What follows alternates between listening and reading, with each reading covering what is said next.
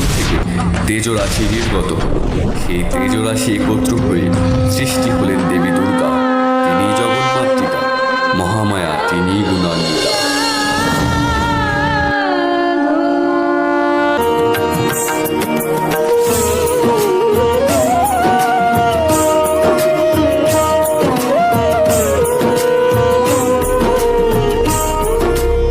শিবের তেজে গড়ে ওঠেন দেবীর মুখমণ্ডল।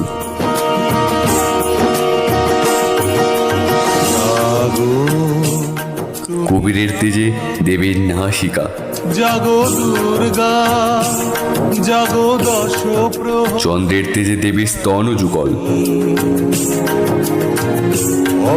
ব্রহ্মার তেজে দেবীর পদ যুগল, তুমি জাগো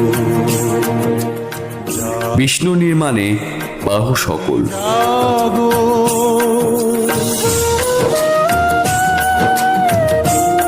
এইভাবে সকল দেবের তেজে পরিপূর্ণ হয়ে সৃষ্টি হলো দেবী দুর্গা।